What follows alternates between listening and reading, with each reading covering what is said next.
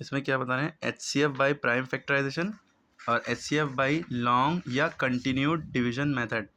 तो इसको कैसे करते हैं, जब प्राइम फैक्टराइजेशन मेथड से HCF निकालना हो तो दोनों नंबरों का अलग अलग फैक्टर करते हैं। जैसे 24 थोड़ा इधर लिखा, 56 थोड़ा इधर लिखा, फिर यूँ लाइन खींच दी इसके बगल में और यूँ करा और यूँ करा, ठीक है।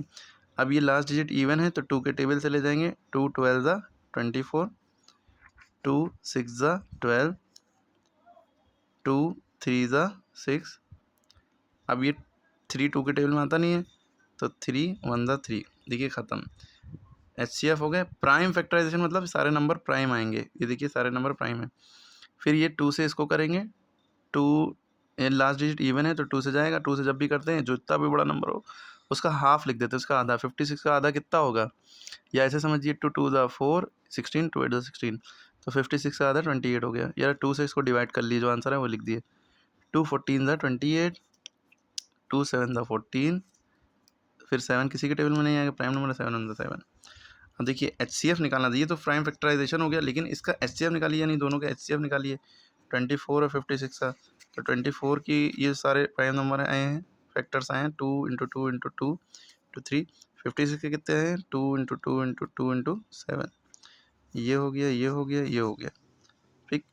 2 इंटू 2 इंटू 2 जो कॉमन है बस उसको लिख लिया, जो ये दोनों कॉमन नहीं है छोड़ दिए। 2 to the 4 to the 8, answer आ गया 8। इनका HCF by prime factorisation method में आंसर आया 8।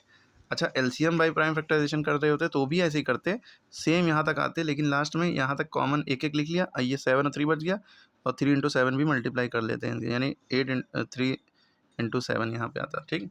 तीनों को मल्टीप्लाई करते फिर। इसी तरह लॉन्ग डिवीजन मेथड से क्या होगा, कैसे होगा, छोटा नंबर जो है बाहर लिखते हैं, डिवाइज़र बनाते हैं, बड़ा नंबर अंदर लिखते हैं, डिविडेंड बना देते हैं। 24 के टेबल में 56 आएगा, 24 2 ज़ा 48 होता है ना, तो 2 बार में 48 लिख लिया, 3 बार में जो है ज़्यादा हो जाता 56 से।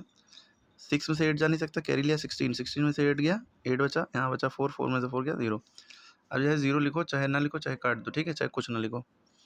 अब ये जो 8 बचा, यहाँ पॉइंट लगा के 0 नहीं बढ़ाएंगे, 8 को डिवाइडर बना लेंगे, 24 को अंदर लिखेंगे, ठीक।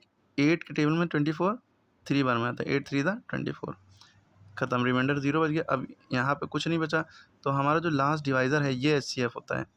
HCF ये नहीं बचता है, HCF क्या होता है, हाईएस्ट कॉमन फैक्टर, जो बाहर इधर वाला बचा, नीचे वाला, ये नहीं, इसके नीचे रिमाइंडर जहाँ पे नीचे बचा हो उसके जस्ट ऊपर वाला, ये HCF होता है। देखिए दोनों ही केस में आंसर 8 आ रहा है। ओके, तो HCF आई होप समझ गए होंगे। मान लिए कि एक नंबर और होता है, यहाँ पे 32 भी लिखा होता है, हम छोटे नंबरों में समझा रहे हैं, आप बड़े नंबरों में करिएगा। तो फिर जो हमारा HCF होता आया है, अब इससे 32 को करेंगे, यानी 8 से 32 को फिर करेंगे, 8 4 ज़ा 32। अब हमने देखा रिमाइंडर फिर 0 बच गया, फिर भी हमारा HCF यही आया, ठीक है। अगर 32 की जगह कुछ और होता तो HCF कुछ और होता, HCF हमारा 8 आ गया। मान लिए कि एक और नंबर होता जिसे हम कह लें 25 होता, मान लिए, ठीक ठीक। अब फिर 8 से हम 25 को करते, नीचे आप करिएगा, हम यहाँ पर कर रहे हैं, 8 से 25 को आप करेंगे, 8 3 ज़ा 24 हुआ, कितना बचा, 1 बचा, कितना बचा 1।